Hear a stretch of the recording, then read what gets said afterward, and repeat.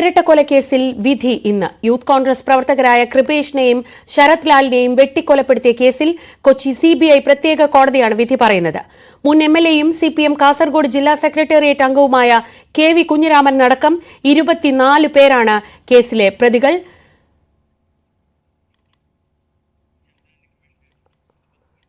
പ്രതികൾക്ക് അർഹിക്കുന്ന ശിക്ഷ ലഭിക്കുമെന്നാണ് പ്രതീക്ഷയെന്ന് കൃപേഷിന്റെയും ശരത് ലാലിന്റെയും കുടുംബം ന്യൂസ് 18 പറഞ്ഞു.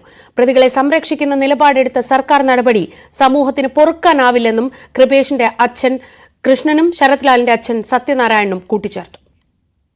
6 വർഷങ്ങൾക്കിപ്പുറത്തേക്ക് ഈ ഒരു വിധി ഇന്ന് വരുമ്പോൾ അതിന് പിന്നിൽ ഒരു 2 കുടുംബങ്ങളുടെ നിയമ പോരാട്ടം, അവരുടെ ഉറക്കമില്ലാത്ത ദിവസങ്ങൾ, രാത്രികളായിരുന്നു. ഇന്ന് എന്തായാലും ആ നിർണായകമായ വിധി വരുമ്പോൾ ഏറെ പ്രതീക്ഷയോടെ അല്ലെങ്കിൽ ഏറെ ഉറ്റുനോക്കുന്ന 2 പേരാണ് ഈ കൃപേഷിന്റെയും ശരത് ലാലിന്റെയും അച്ഛന്മാർ. ഇവർ 2 പേരും നമ്മളോടൊപ്പം ചേരുന്നുണ്ട്. 6 വർഷത്തെ നിങ്ങളുടെ ഒരു പോരാട്ടമാണ്. ഇന്ന് ഈ ഒരു ദിവസത്തിന് വേണ്ടി നിങ്ങൾ കാത്തിരുന്നതാണ്. എന്താണ് ഈ ഒരു സമയത്ത് പറയാൻ? എന്താണെന്ന് വെച്ചാൽ 6 വർഷമായിട്ട് ഈ പോരാട്ടത്തിൻ്റെ ഭാഗമായി നമ്മൾ CBI കോടതിയിൽ നിന്ന് ഒരു വിധി വരാൻ വേണ്ടി പോയാണ് 28-ന്. ആ വിധി 24 പ്രതികൾക്കും ശക്തമായൊരു ശിക്ഷ കിട്ടുമെന്നുള്ള പ്രതീക്ഷയാണ് ഞങ്ങളുടെ കുടുംബത്തിനും ഞങ്ങൾക്കുള്ളത്. ആ പോരാട്ടത്തിൽ എല്ലാ പ്രതികൾക്കും ശിക്ഷ കിട്ടണമെന്നുള്ള പ്രാർത്ഥനയോട് കൂടിയാണ് നമ്മൾ നിൽക്കുന്നത്. വളരെയധികം പ്രതീക്ഷയുണ്ട്. അതിനൊക്കെ പ്രവർത്തനം നമ്മൾ നടത്തിയിട്ടുണ്ട്. അതിനൊക്കെ വേദനിച്ചിട്ടുണ്ട്.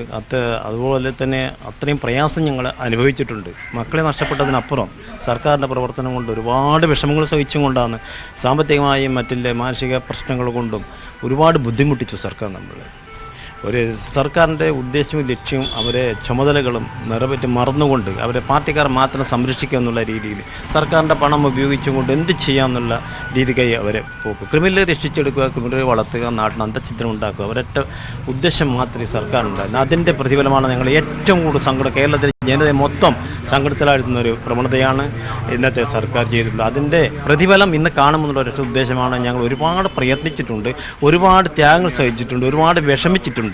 അതുപോലെ നമ്മളെ കൂടെ നിന്ന ഒരു വലിയൊരു സമൂഹം, നമ്മുടെ മനുഷ്യത്വമുള്ള ഒരു സ്നേഹമുള്ള വലിയ സമൂഹവും അതുപോലെ നമ്മുടെ പ്രസ്ഥാനങ്ങളുണ്ട്. ഇവരൊക്കെ കൂട്ടായ ഒരു പ്രവർത്തനത്തിൻ്റെ ഭാഗം ഈ കേസിനെ ഇവിടെ കൊണ്ടുവരെ എത്തിക്കാനും നമുക്ക് സഹായമായിട്ടുണ്ട്. അതുപോലെ അഡ്വക്കറ്റും അതുപോലെ പ്രോസിക്യൂട്ടർമാരും നമ്മൾക്ക് വളരെയധികം സഹായങ്ങൾ ഈ കേസിന് വേണ്ടിയിട്ട് എല്ലാ തലത്തിലും ചെയ്തിട്ടുണ്ട്. ഈ 170 സാക്ഷികളെ നമ്മൾക്ക് ഇപ്പോൾ കാസർഗോഡ് നിന്ന് ഇവിടെ കൊണ്ടുവന്നിട്ട് വിസ്തരിക്കാനുള്ളൊരു ഒരുപാട് പ്രയാസങ്ങളുണ്ട്. ഇതൊക്കെ ഞങ്ങൾ തരണം ചെയ്ത് 2 വർഷമായിട്ട് ഇവരെ കൊണ്ടുപോയി ഇത് സാക്ഷി വിസ്താരം നടത്തുക, കോടതിയെ സത്യസന്ധത ബോധിപ്പിക്കാനുള്ള എല്ലാ ഇവരെ തെളിവുകൾ നിരത്തുക എന്നുള്ളതാണ് നമ്മൾ ചുമതല. അതിനുവേണ്ടി ഒരുപാട് ആൾക്കാർ, വക്കീലന്മാരും മറ്റുള്ളവരും പ്രവർത്തിച്ചിട്ടുണ്ട്. അവർക്കെല്ലാം വളരെ നന്ദിയുണ്ട്. അപ്പോൾ അതിൻ്റെ ഫലം എന്ന് വെച്ചാൽ ഇവർ ചെയ്ത കുറ്റത്തിന് തക്കതായ ശിക്ഷ, സാധാരണ ശിക്ഷയല്ല. അവർ എന്ത് ക്രൂരതയോ എത്ര കൊണ്ട് ക്രൂരതയാണ് ഈ കേരളത്തോടും കാണിച്ചിട്ടുള്ളത്, അല്ലെങ്കിൽ ഞങ്ങളോട് കാണിച്ചിട്ടുള്ളത്, ഈ സമൂഹത്തോട് കാണിച്ചിട്ടുള്ളത്, അതിന് തക്കതായ ഒരു ശിക്ഷ കിട്ടുന്നുള്ള ഒരു ഉത്തമ ബോധ്യം, അത്ര വിശ്വാസം ഞങ്ങൾക്ക് കോടതിയിലുണ്ട്. അത് നൽകും, അത് കിട്ടട്ടെ എന്ന് മാത്രം പ്രാർത്ഥിച്ചുകൊണ്ടാണ് നമ്മളിപ്പോൾ ഇന്നിവിടെ ഇരിക്കുന്നത്. എങ്കിലും നമുക്ക് സമാധാനം എന്നുള്ളത്, നമുക്ക് ജീവിതത്തിൽ സന്തോഷം എന്നുള്ളത് ഒരിക്കലും നമുക്കുണ്ടായി നഷ്ടപ്പെട്ടു പോയത് തന്നെ. എങ്കിലും നാളേക്ക് വരുന്ന ഒരു തലമുറ, ഒരു കുഞ്ഞിക്കും ഈ പ്രവണത ഈ സർക്കാർ അല്ലെങ്കിൽ ഈ പാർട്ടി ചെയ്യരുതേ, ഇനി എല്ലാ സമാധാനത്തോട് ജീവിക്കാനൊരു അന്തരീക്ഷം ഉണ്ടാകട്ടെ, ഈ വിധി കണ്ടിട്ടെങ്കിലും പാഠമാകട്ടെ എന്ന് മാത്രമാണ് നമ്മൾ മനസ്സിലാകത്തുള്ളൂ. തുടക്കത്തിൽ നിങ്ങൾക്കൊപ്പം നിന്ന ഒരു അഭിഭാഷകൻ പിന്നീട് പ്രതിഭാഗത്തേക്ക് പോകുന്നതൊക്കെ ഏറെ വേദനിപ്പിച്ച ഒരു കാര്യം കൂടിയാണ്. അത് ഏറ്റവും വേദനാജനകമല്ല, നീചമായ പ്രവൃത്തി, അത് മനുഷ്യത്വമില്ലാത്ത പ്രവൃത്തിയല്ല. അത് ഈ ചെയ്ത കൊലയാളികൾക്ക് തുല്യമല്ലേ അയാളും ചെയ്തത്. ഞങ്ങളെ കൂടെ നിന്ന ഒരാളായതുകൊണ്ട് വക്കീലന്മാർ അവരെ പണിയെടുക്കും. പക്ഷെ ഞങ്ങളെ കൂടെ നിന്ന് ഞങ്ങൾക്ക് ഒരുമിച്ച് നിന്ന് ആശ്വാസം നൽകിയ ഒരു വ്യക്തിയാണ് നമ്മുടെ പാർട്ടീൻ്റെ തലപ്പത്തിരുന്ന് ഈ പ്രസ്ഥാനത്തിൻ്റെ പാർട്ടിയുടെ ജില്ലാതലത്തിലും സ്റ്റേറ്റ് തലത്തിലും വർക്കിംഗ് ഒക്കെ ചുമതലയുണ്ടായിരുന്ന വ്യക്തിയാണ്. അപ്പോൾ അദ്ദേഹം ഞങ്ങളെ കൂടെ നിന്നിട്ട് തിരിഞ്ഞ് ഇത് വക്കാലത്ത് ഏറ്റെടുക്കണമെങ്കിൽ പാർട്ടി ഈ UDF നിന്നുകൊണ്ട് പറ്റില്ല, കോൺഗ്രസിനകത്ത് നിന്നുകൊണ്ട് പറ്റില്ല, അതുകൊണ്ട് തിരിച്ച് CPM-ലേക്ക്. അപ്പോൾ CPM വിലക്കെടുക്കുകയാണ്. പൈസക്ക് അത്ര ദുരാശയാണ്. പൈസ എന്ന് പറഞ്ഞാൽ എന്തു ചെയ്യും, അത്ര നീചനാണ്. അത് നമ്മൾ കൂടെ നിർത്തിയത് തന്നെ വലിയത്. ഇന്നിപ്പോൾ അയാളെ ജനങ്ങൾ വെറുക്കുന്നു, ഒരു നീചനായിട്ടാണ് കാണുന്നത്. അത്രയും തരംതാണെ ഒരു പ്രവൃത്തിയായി പോയി അദ്ദേഹം ചെയ്തത്. അത് സമൂഹത്തോട് അത് തന്നെ ചെയ്തത്, നമ്മളോട് മാത്രമല്ല ഈ സമൂഹത്തോട് തന്നെ അയാൾ ചെയ്തത് ഏറ്റവും മോശമായൊരു പരിപാടി. ഒരു മനുഷ്യത്വമില്ല. ഈ ഇത്രയും വയസ്സാങ്കാലത്ത് അയാൾ ചെയ്ത് കൂട്ടിയ വേല ഈ ജനങ്ങൾ മറക്കൂല. അയാളെ ഒരു നീചനായിട്ട് കാണും. അത്ര നമുക്ക് അതായത് ഈ ഒരു വക്കീൽ പണി ഇതിനോട് അയാൾ തീരും. ഇത് നല്ലൊരു വിധി വന്നാൽ അയാൾ ഈ കേസോടുകൂടി അവസാനിക്കുക, വക്കീൽ പണി അവസാനിക്കുന്നത് നമുക്കൊരു വിശ്വാസമുണ്ട്. കാരണം അത്ര മോശമായ ഒരു പരിപാടിയായിപ്പോയി നമ്മളിവിടെ ചെയ്ത്. സർക്കാർ ചെയ്തത് ഒന്ന് വേറെ, പക്ഷേ സർക്കാർ വിലക്കെടുത്ത് ഇവരൊക്കെ കൂടി നിൽക്കുമ്പോൾ നമ്മൾ ആത്മധൈര്യത്തോടെ പ്രവർത്തിച്ചിട്ടുണ്ട്. നമുക്ക് ദൈവാനുഗ്രഹം നമുക്ക് കൂടുതലുണ്ട്. അതുപോലെ കോടതിയിലൊരു വിശ്വാസവും. ഈ ഒരു വിധി വരുമ്പോൾ അതേറെ നിർണായകമാണ്. ഈ ഒരു അഭിഭാഷകൻ ഉൾപ്പെടെ നിങ്ങളുടെ പ്രതിഭാഗത്തേക്ക് പോകുന്ന സാഹചര്യം, അതിനപ്പുറത്തേക്ക് സർക്കാർ ഇത് CBI അന്വേഷണത്തിന് വേണ്ടി എതിർക്കുന്ന സാഹചര്യം, അതിലൊക്കെ പോരാടി തന്നെയാണ് ഇവിടം വരെ അത് നിയമപാലകനാണ് അവരെ കൂടെ പോയത്. അത് കോൺഗ്രസിൻ്റെ വലിയ ഉന്നത നേതാവായിരുന്നു. ഞങ്ങളുടെ കൂടെ വന്ന് ഞങ്ങളെ വീട്ടിൽ വന്ന് പുറം തട്ടി പറഞ്ഞതായിരുന്നു, ഈ പ്രതികൾക്കൊക്കെ നല്ല ശിക്ഷ വാങ്ങിക്കൊടുക്കുമെന്ന് പറഞ്ഞ അഡ്വക്കേറ്റാണ് K. ശ്രീധരൻ. അയാളാണ് നേരെ കാലുമാറി CPM-ൻ്റെ കൂടെ പോയി അതിനുവേണ്ടി അവർ പ്രതികൾക്ക് വേണ്ടി കോടികൾ വാങ്ങിയിട്ട് അന്ന് കേസ് വാദിച്ചത്. അത് ഞങ്ങൾക്ക് വളരെ ദുഃഖമുണ്ട്.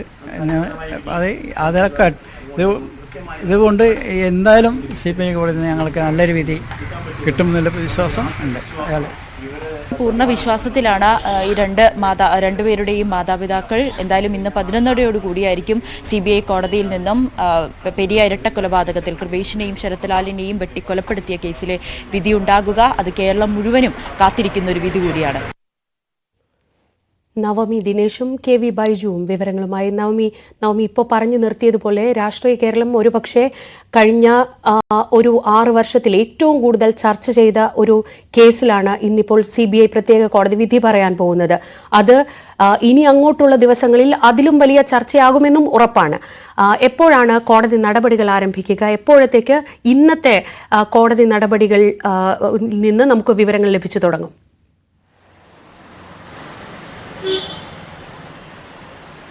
ശ്രീജ, 24 പ്രതികൾ, 154 സാക്ഷികളുള്ള ഈ കേസിന്റെ വിധി പറയുമ്പോൾ അത് കേരളം ഉറ്റുനോക്കുന്നതാണ്. CPM-നും സർക്കാരിനും സംബന്ധിച്ച ഏറെ നിർണായകമായിട്ടുള്ള ഈ ഒരു ദിവസത്തിൽ രാവിലെ 11:30 കൂടിയായിരിക്കും കലൂർ CBI കോടതിയിൽ നിന്നും ജഡ്ജി ശേഷാദ്രി നാഥൻ വിധി പറയുക. എന്തായാലും ഉറ്റുനോക്കുകയാണ്. ഇനി മണിക്കൂറുകൾ മാത്രമേ ഉള്ളൂ പെരിയ ഇരട്ടക്കൊലപാതകത്തിലെ വിധി അറിയാൻ. ഇതിലെ ഒന്നാം പ്രതിയായിരിക്കുന്നത് A. പീതാംബരനാണ്.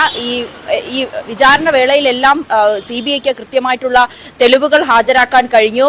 ഈ കൊലപാതകത്തിന് ഉപയോഗിച്ച കാറുകൾ, ഫോൺ രേഖകൾ, മൊബൈൽ ടവറിന്റെ ലൊക്കേഷൻ, ഇതെല്ലാം തന്നെ കൃത്യമായിട്ടുള്ള തെളിവുകൾ ശേഖരിച്ച് തന്നെയാണ് CBI കോടതിയിൽ ഉടനീളം വാദിച്ചത്.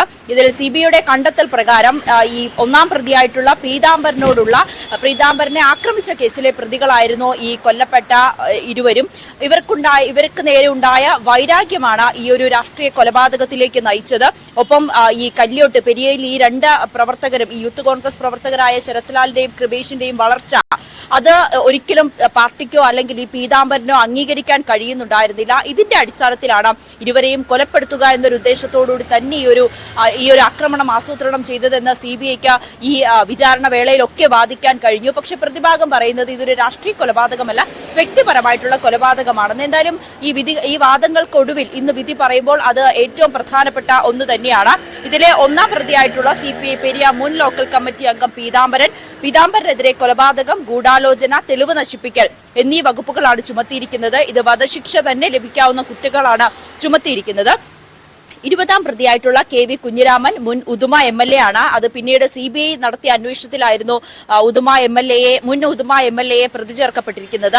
2ാം പ്രതിയായിട്ടുള്ള, അതായത് ഈ കൊലപാതകത്തിലെ 2ാം പ്രതിയായിട്ടുള്ള സജി C. ജോർജിനെ പോലീസിന്റെ കസ്റ്റഡിയിൽ നിന്നും ബലമായി മോചിപ്പിച്ചു എന്നൊരു വകുപ്പ് ചുമത്തിയാണ് കേസ് രജിസ്റ്റർ ചെയ്തിരിക്കുന്നത്. 7 വർഷം വരെ തടവ് ലഭിക്കാവുന്ന കുറ്റമാണ്. 14ാം പ്രതി KM മണികണ്ഠൻ ഉദുമ മുൻ ഏരിയ സെക്രട്ടറിയാണ്. കൊലപാതകത്തിന് നേരിട്ടുള്ള പങ്കുള്ള പ്രതികളെ രക്ഷപ്പെടാൻ സഹായിച്ചു, തെളിവ് നശിപ്പിക്കൽ, 2ാം പ്രതിയെ കസ്റ്റഡിയിൽ നിന്നും ബലമായി മോചിപ്പിക്കൽ എന്നീ വകുപ്പുകളാണ് ചുമത്തിയിരിക്കുന്നത്. 13ാം പ്രതിയായിട്ടുള്ള N. ബാലകൃഷ്ണൻ പെരിയ മുൻ ലോക്കൽ സെക്രട്ടറിയാണ്. പ്രതികളെ രക്ഷപ്പെടാൻ സഹായിച്ചു, തെളിവ് നശിപ്പിക്കൽ എന്നീ വകുപ്പുകളാണ് ചുമത്തിയിരിക്കുന്നത്. അതോടൊപ്പം 21ാം പ്രതി രാഘവൻ പാക്കം മുൻ ലോക്കൽ സെക്രട്ടറിയാണ്. 2ാം പ്രതിയെ കസ്റ്റഡിയിൽ നിന്നും ബലമായി മോചിപ്പിച്ചു. ഇങ്ങനെ വകുപ്പുകൾ ഒക്കെ ഇട്ടിട്ടാണ് 24 പ്രതികളെ ഇപ്പോൾ CBI കണ്ടെത്തിയിരിക്കുന്നത്. ഇതിലെന്തായാലും വിധി വരുമ്പോൾ അത് ഏറെ നിർണായകമാണ്, ഏറെ ആകാംക്ഷ പ്രതീക്ഷയോടെ കാത്തിരിക്കുകയാണ് രാഷ്ട്രീയ കേരളം. ദേശീയ തലത്തിൽ പോലും വലിയ രീതിയിൽ ചർച്ചയാക്കപ്പെട്ട CPM-നെ വലിയ രീതിയിൽ പ്രതിക്കൂട്ടിലാക്കപ്പെട്ട ഒരു കേസ് കൂടിയാണ്. അതോടൊപ്പം തന്നെയാണ് ഇതിന്റെ ഒരു CBI അന്വേഷണത്തിനെതിരെ ആദ്യം പോലീസും പിന്നീട് ക്രൈംബ്രാഞ്ചും അന്വേഷിച്ച ഈ ഒരു അന്വേഷണത്തിൽ വിശ്വാസ്യതയില്ല എന്ന് കുടുംബം ആരോപിച്ചിരുന്നു. പിന്നീട് ഇവരെ ഹൈക്കോടതിയെയും സമീപിക്കുന്ന സാഹചര്യം, ഹൈക്കോടതി CBI അന്വേഷണത്തിന് ഉത്തരവിടുന്നു. പക്ഷേ ഒരു ഘട്ടത്തിൽ പോലും സർക്കാർ ഈ ഒരു CBI അന്വേഷണത്തിന് അനുകൂലമായിരുന്നില്ല. സർക്കാർ പരിശ്രമിച്ചു, കിണഞ്ഞ ശ്രമം നടത്തി ഈ ഒരു CBI അന്വേഷണം ഒഴിവാക്കാൻ സുപ്രീം കോടതിയെ വരെ സമീപിക്കുന്ന സാഹചര്യം. പക്ഷേ സുപ്രീം കോടതിയിൽ നിന്നും സർക്കാരിന് നിരാശ. CBI ഈ കേസ് ഏറ്റെടുക്കുന്നു. പിന്നീടാണ് ഉദുമ മുൻ MLA അടക്കം ഇതിൽ പ്രതി ചേർക്കപ്പെടുകയും ഒടുവിൽ കുറ്റപത്രം അടക്കം സമർപ്പിച്ച ഈ ഒരു കേസിന്റെ വിധി ഇന്ന് 11:30 കൂടിയായിരിക്കും കൊച്ചി CBI കോടതിയിൽ നിന്നും വരിക. ശ്രീജ. നവമിയാണ് വിവരങ്ങൾ നൽകിയത്. കാസർഗോഡ് നിന്ന് KV ബൈജു കൂടി. ബൈജു, 24 പ്രതികളിൽ CPM നേതാക്കളും അംഗങ്ങളുമാണ് മുഴുവൻ പ്രതികളും. അങ്ങനെയൊരു കേസിൽ 6 വർഷത്തിന് ശേഷം വിധി വരുമ്പോൾ സ്വാഭാവികമായും അവിടെ വലിയ സുരക്ഷാ ക്രമീകരണങ്ങൾ ഇന്നലെ തൊട്ട് തന്നെ ഉണ്ട്. പാർട്ടിയുടെ ഭാഗത്തുനിന്നും കോൺഗ്രസിന്റെ ഭാഗത്തുനിന്നും ഒക്കെ ഏതൊക്കെ തരത്തിലുള്ള മുൻകരുതലുകൾ ഇപ്പോഴുണ്ട്? എങ്ങനെയാണ് ഈ വിധിയെ കല്യോട്ടും പെരിയയിലും ഒക്കെയുള്ള ആളുകൾ ഉറ്റുനോക്കുന്നത്?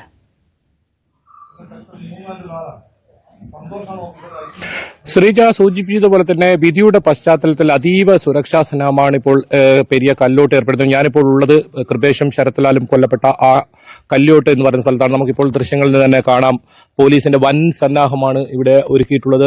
പല ജില്ലയുടെ പല സ്റ്റേഷനുകളിൽ നിന്ന്, വിവിധ സ്റ്റേഷനുകളിൽ നിന്നായി ഒരുപാട് ഉദ്യോഗസ്ഥർ, DYSP റാങ്കിൽ ഉൾപ്പെടെയുള്ള ഉദ്യോഗസ്ഥന്മാർ ഇവിടെ എത്തിയിട്ടുണ്ട്. നമുക്ക് കാണാം അവർ സുരക്ഷാ ക്രമീകരണങ്ങൾ, അതിന് മുന്നോടിയായി അവരുടെ ഒരു പരേഡ് നടക്കുകയാണ്. നമുക്ക് ഇന്നലെ കണ്ടതാണ് ദൃശ്യങ്ങളിൽ. ഇന്നലെ പോലീസ് വലിയ റൂട്ട് മാർച്ച് നടത്തി. ഏതായാലും വിധി അനുകൂലമായാലും പ്രതികൂലമായാലും സംഘർഷ സാധ്യതയുണ്ടെന്ന ഇന്റലിജൻസ് റിപ്പോർട്ടിന്റെ അടിസ്ഥാനത്തിലാണ് ഇത്രയും വലിയ സുരക്ഷാ സംവിധാനങ്ങൾ ഒരുക്കുന്നത്. അക്ഷരാർത്ഥത്തിൽ ഈ കല്യോട്ട് പ്രദേശം പോലീസ് വലയത്തിൽ എന്ന് വേണം പറയാൻ. അത്രത്തോളം സുരക്ഷാ ക്രമീകരണങ്ങളാണുള്ളത്. ഈ 2019 ഫെബ്രുവരി 17 രാത്രി 7:45 കൊലപാതകം നടന്നതിന് ശേഷം നിരവധി അക്രമ സംഭവങ്ങളാണ് ഇവിടെ റിപ്പോർട്ട് ചെയ്തത്. ഒരുപാട് CPM ഓഫീസുകൾക്ക് നേരെ അക്രമമുണ്ടായി. അതുപോലെ തന്നെ CPM പ്രവർത്തകരുടെ വീടുകൾ കയറിയുള്ള അക്രമമുണ്ടായി. പിന്നീട് 2 ദിവസം കഴിഞ്ഞപ്പോൾ കോൺഗ്രസ് പ്രവർത്തകരുടെ വീടുകൾക്ക് നേരെ അക്രമം. അങ്ങനെ വലിയ അക്രമ പരമ്പര ഉണ്ടായ ഒരു പ്രദേശമാണ് ഞാനിപ്പോൾ നിൽക്കുന്ന ഈ കല്ലോട്ട് എന്ന് പറയുന്ന ഈ പ്രദേശം. അതുകൊണ്ട് തന്നെ ഏതെങ്കിലും തരത്തിൽ ഈ വിധിയുടെ പശ്ചാത്തലത്തിൽ ഒരു സംഘർഷം ഉണ്ടാകാതിരിക്കാനാണ് പോലീസ് അതീവ ജാഗ്രതയുള്ളത്. ഏതായാലും പ്രകടനങ്ങൾക്ക് വിലക്ക് ഏർപ്പെടുത്തിയിട്ടുണ്ട്. ഈ കല്ലോട്ട് പ്രദേശം മുഴുവൻ പോലീസിന്റെ നിരീക്ഷണത്തിലാണ്. ഒപ്പം കടന്നുവരുന്ന പെരിയ ഉൾപ്പെടെയുള്ള ദേശീയപാതയിൽ പോലീസ് വാഹന പരിശോധന കർശനമാക്കിയിട്ടുണ്ട്. ഇപ്പോൾ ഈ പോലീസ് യോഗം ചേരുന്ന ദൃശ്യമാണ് ഇപ്പോൾ കാണുന്നത്. ഇത് കല്ലോട്ടാണ്. ഇവിടെയാണ് കൃപേഷും ശരത്ലാലും വെട്ടേറ്റ് കൊല്ലപ്പെട്ട ആ സ്ഥലം. എന്തായാലും അതീവ ജാഗ്രതയിൽ തന്നെയാണ് പോലീസ് ഉള്ളത്. ഏതെങ്കിലും തരത്തിൽ ഒരു സംഘർഷം ഉണ്ടാകാതിരിക്കാനുള്ള എല്ലാ ഒരുക്കങ്ങളും പോലീസിന്റെ ഭാഗത്തുനിന്നും ഉണ്ട്. 11:30 ഈ വിധി ഉണ്ടാവും. ഇതിൽ 24 പ്രതികളിൽ ആദ്യം ഇവർക്ക് പ്രതികൾക്ക് എന്തെങ്കിലും പറയാനുണ്ടോ എന്ന കാര്യം കോടതി ചോദിക്കും. അതുകൂടാതെ ഇതിൽ കുറ്റക്കാരല്ല എന്ന് ആരെങ്കിലും കണ്ടിട്ടുണ്ടെങ്കിൽ അത് സംബന്ധിച്ച തീരുമാനം ആദ്യം ഉണ്ടാകും. ഒരു പക്ഷേ ഉച്ചയ്ക്ക് ശേഷമായിരിക്കും ഇതിന്റെ ശിക്ഷാവിധി പ്രസ്താവിക്കുക. ഏതായാലും ഈ ശരത്ലാലിന്റെയും കൃപേഷിന്റെയും അച്ഛന്മാരും അതുപോലെ തന്നെ ശരത്ലാലിന്റെ സഹോദരിയും അശ്വതിയും കൊച്ചിയിലാണ് ഉള്ളത്. അവർ വിധി കേൾക്കാനായി കൊച്ചിയിലേക്ക് പോയിട്ടുണ്ട്. സ്മൃതി മണ്ഡപത്തിൽ കോൺഗ്രസ് പ്രവർത്തകർ അല്പസമയത്തിനകം എത്തും. ഇപ്പോൾ നമ്മൾ ദൃശ്യങ്ങളിൽ കാണുന്നത് കല്ലോട്ട് ടൗൺ ആണ്. ഇവിടുന്ന് ഏതാനും മീറ്ററുകൾ മാത്രം. കനത്ത സുരക്ഷയിലാണ് പെരിയ കല്യോട്ട് ഭാഗങ്ങളുള്ളത്. 6 വർഷത്തിന് ശേഷമാണിപ്പോൾ കൃപേഷും ശരത്ലാലും കൊല്ലപ്പെട്ട കേസിൽ പ്രത്യേക CBI കോടതി വിധി പറയാൻ പോകുന്നത്.